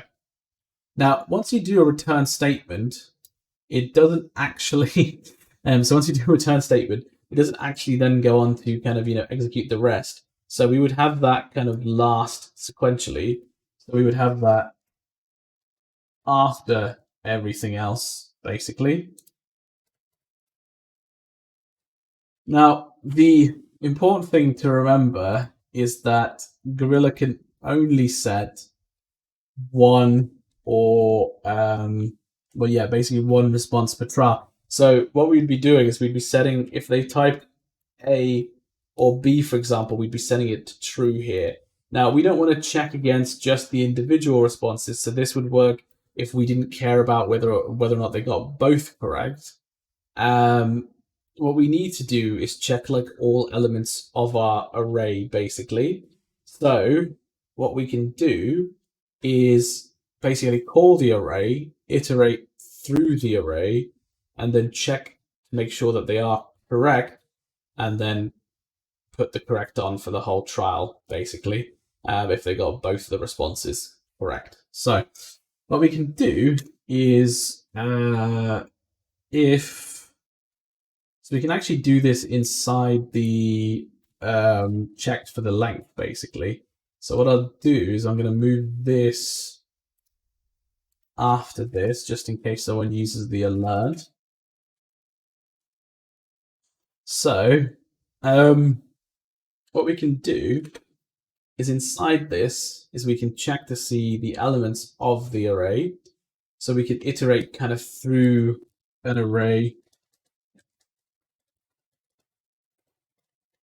and then we can check every element of it, basically. Now, how do we do that? Well, we can just do a for each kind of function. So what we can do is call, what is a for each function? Okay, let's just quickly stop there for a second. So if I just grab a web page, so a for each function basically calls a function for each array element. So what I want to do is I'm going to put in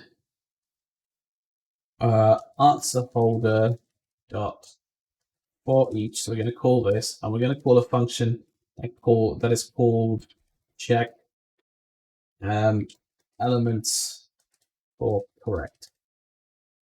Now what this is going to do is we're basically going to check all of the elements to make sure that they're correct, and then we're going to count the total number of correct, and then we're going to record a trial as either correct or incorrect based on whether or not they got the total number correct.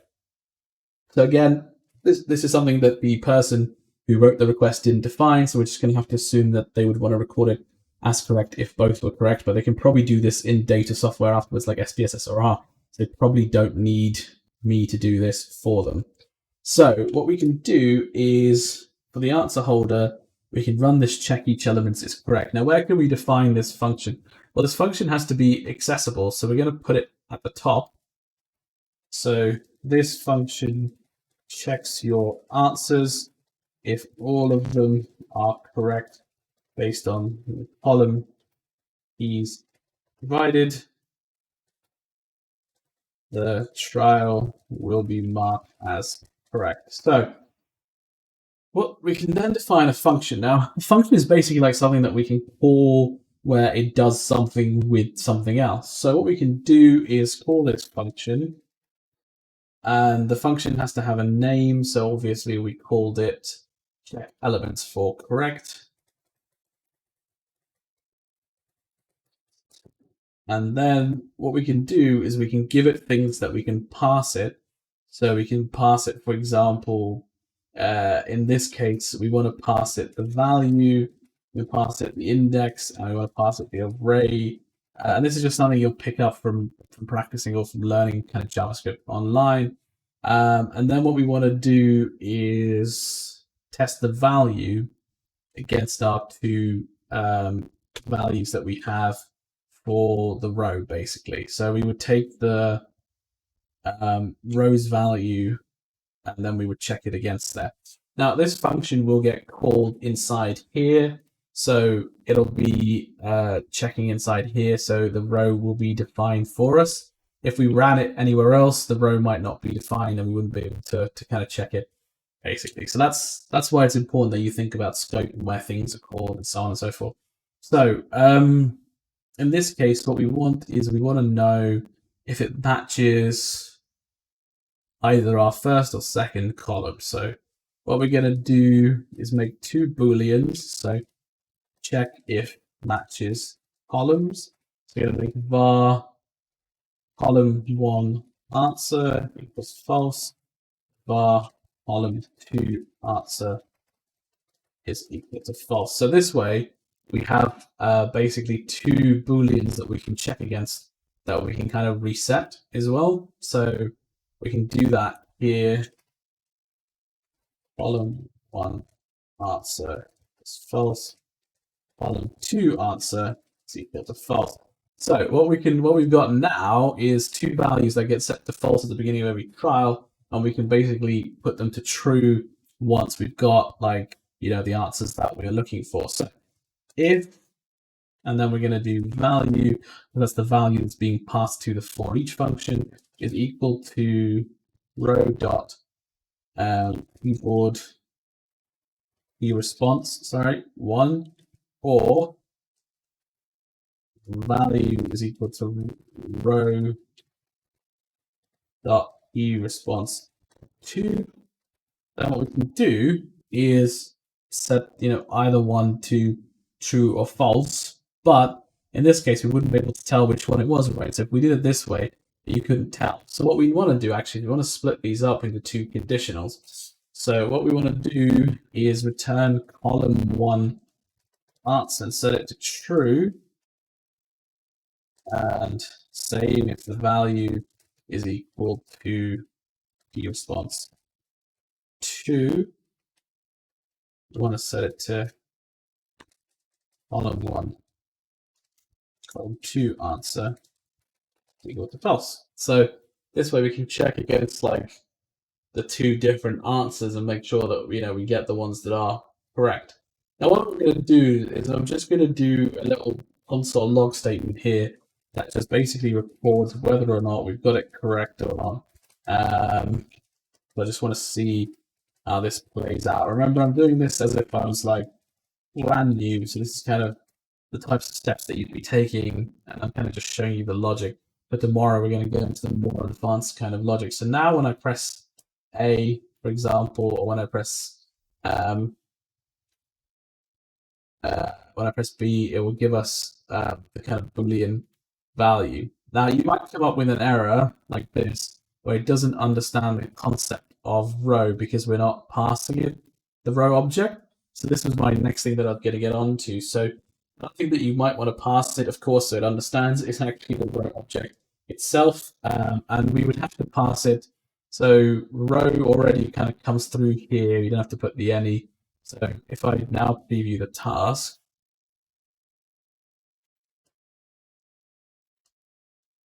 does it not still view response? Doesn't understand because it's not being passed. Yep. So now we need to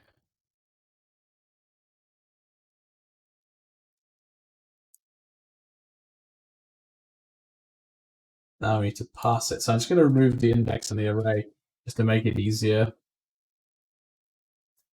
And we're going to pass it the row as that basically.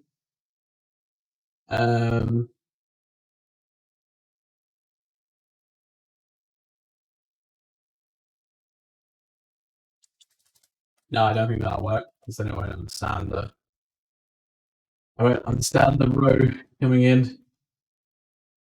So you can see now it understands the row because it's putting false basically, and it knows that to check it basically, which is good.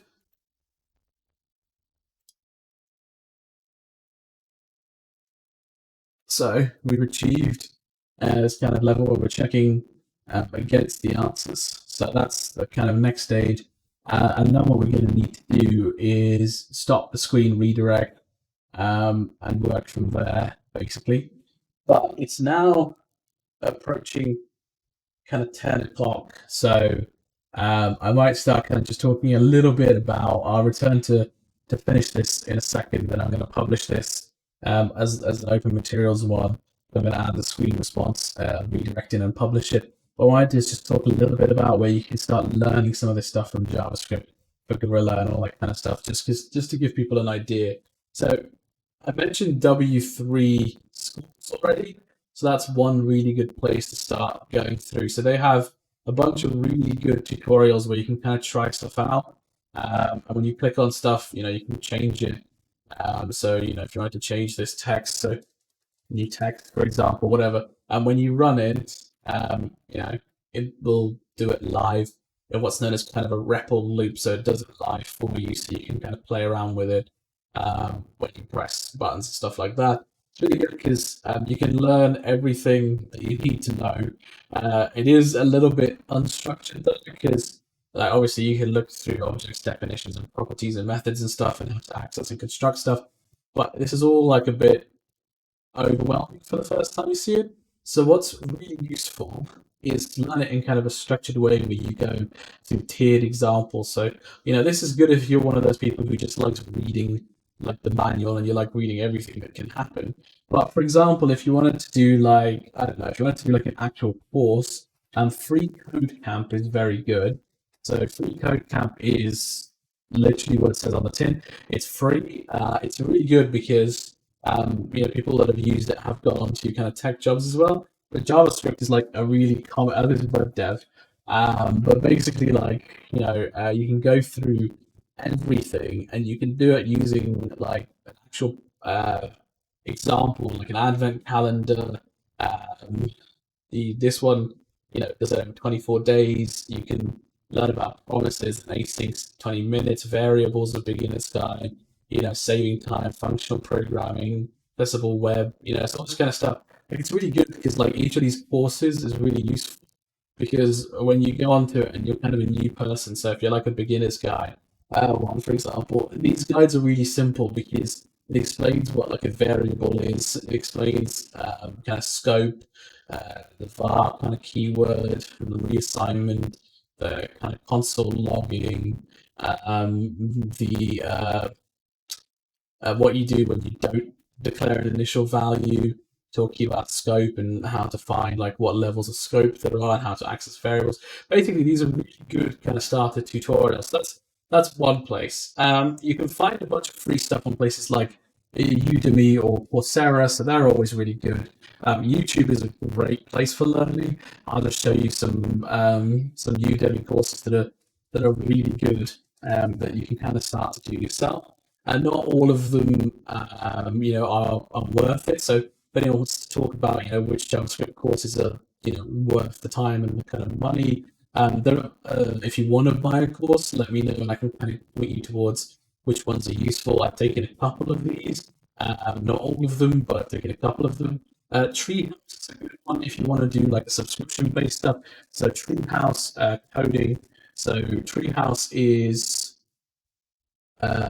like a subscription-based one where it's like $14.99 a month, and basically you can do like different courses based on like the things that you're interested in web development and things like that. But they have one specifically for kind of JavaScript, and they even have like degrees that you can take, so you can add everything together, and you can stop at any time basically. So Treehouse is a good one, but of course everybody's favorite is YouTube. So YouTube JavaScript series. There's quite a lot of these, and there's quite a few of them that are kind of good, some that are less good. The Microsoft Developer series I find is really good, but it's really like in depth. So I've seen like a previous version of this. I haven't seen the latest one, which is apparently out for October. But this is a new one, so this is kind of a good series to watch. Free Code Camp actually have their entire series. I think, yeah. So yeah. So they have the whole kind of full course, and it's like 3 hours long or something like that. If I'm just gonna, yeah, yeah. So this is 3 hours long, and then they'll take you through like a whole course on JavaScript. So that's kind of good. In terms of like the other skills you need, so CSS, HTML, again, you can practice these online, but a really good place to practice kind of all of this together if you don't mind reading text stuff rather than watching and being able to play along. So Treehouse is really good because like Treehouse you do in browser, so you can practice along with them. But for example, if you wanted to kind of do along, like Mozilla has a really good, learning one as well. So learning web development. So Mozilla is a browser, if you don't know, so Firefox. But Mozilla's learning web development one is really good because they've got getting started with the web. They've got an overview. They tell you what software you'll need to practice. So it talks to you about how to edit like graphics. Talks about version control. So it kind of goes really into depth, a little bit more than you would need to be able to just work with Gorilla. But it's good as kind of a comprehensive one because it goes through HTML, CSS, JavaScript, web forms, accessibility, things like mobile responsiveness and kind of design as well. And then it also goes through testing. So testing is like a bit more advanced to make sure your code does what you said it does without like you have to test every single line. So that's like kind of next level that we'll be looking at. And then you go into server-side kind of programming, which you don't need to know. So this is kind of like an introduction to Gorilla, to books, to where to find some JavaScript, HTML, CSS resources, all that kind of stuff. It's been useful. I'm gonna be tomorrow. I'm just gonna be going quick fire through all the requests, and I'm just gonna do them the way that I normally would do them, rather than kind of developing them as if I was a kind of new starter or someone who's very new to JavaScript. I hope it's been useful. You know, please let me know if you have any questions.